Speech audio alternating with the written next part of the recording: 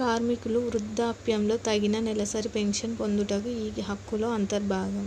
ఆదాయ భద్రతా హక్కు. ఈ క్రింది వానిలో అసంఘటిత రంగానికి చెందని పనిని గుర్తించుము.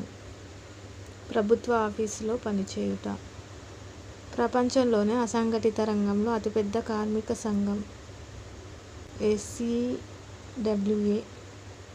టెక్స్టైల్స్ లేబర్ అసోసియేషన్ సంఘంతో సంబంధం గల జాతీయోద్యమ నాయకుడు మహాత్మా గాంధీ. స్వయం ఉపాధి మహిళా సంఘం స్థాపించబడిన సంవత్సరం 1971. భారతదేశంలో వ్యవస్థీకృత రంగం 2004-2005లో ఉపాధి కల్పన వాటా 8%. 2004-2005లో భారతదేశ స్థూల జాతీయోత్పత్తిలో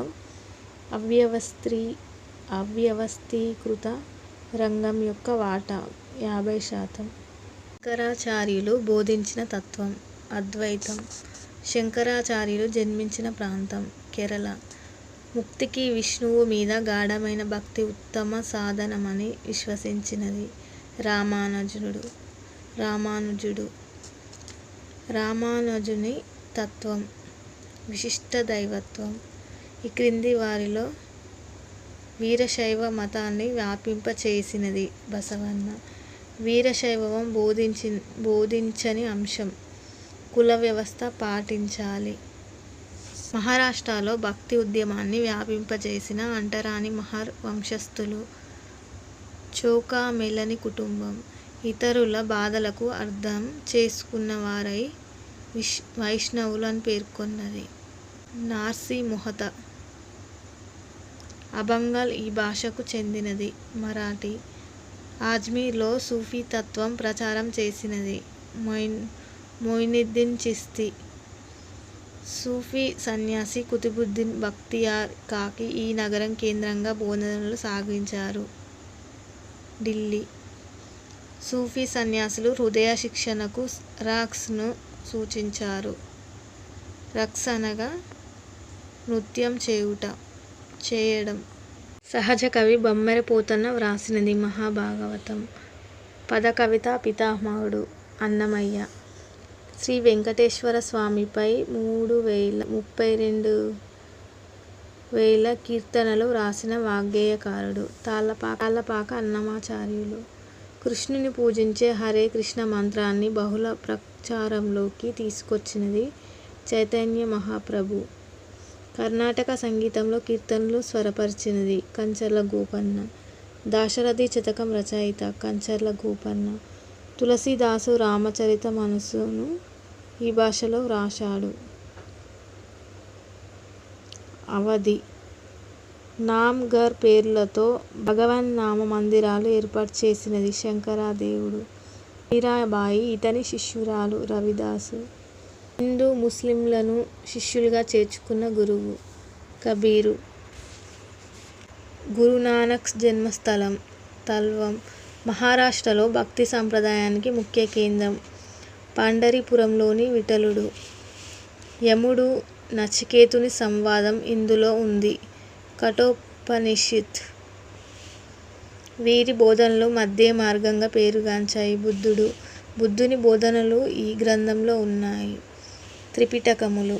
దుఃఖానికి కారణం కోరికలు అని బోధించినది బుద్ధుడు. ఈ క్రింది వారిలో శైవులు నాయనార్లు. సాధారణంగా పోచమ్మ ఆలయం ఈ చెట్టు వద్ద నిర్మిస్తారు. వేప చెట్టు.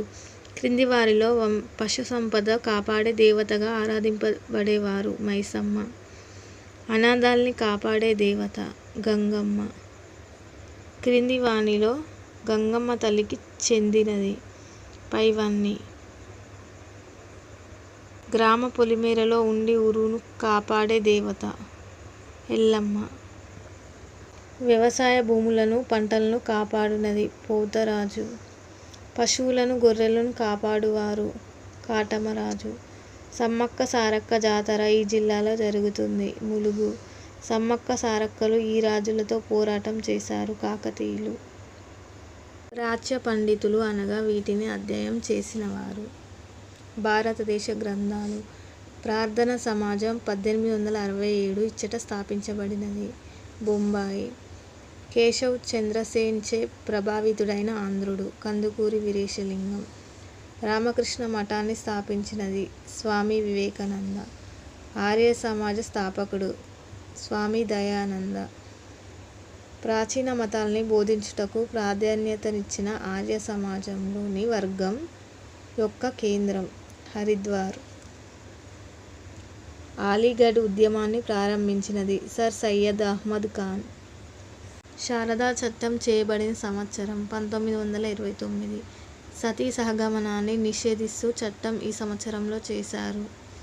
1829. పూణేలోని అంటరాని వారికి బోధన చేసిన మొదటి మహిళ సావిత్రిబాయి ఫులే. ముంబైలో శారదా సదన్ను స్థాపించినది పండిత రామబాయి సరస్వతి. ఆది హిందూ ఉద్యమ స్థాపకుడు మాదిర భాగ్యారెడ్డి వర్మ. బిఆర్ అంబేద్కర్ స్థాపించిన పార్టీ ఇండిపెండెంట్ లేబర్ పార్టీ. జర్మనీలో హిట్లర్చే చంపబడిన లక్షలాది పౌరులు ఈ జాతికి చెందినవారే. యూదు. క్రింది వానిలో ప్రస్తుతం యూదు దేశం ఇజ్రాయిల్.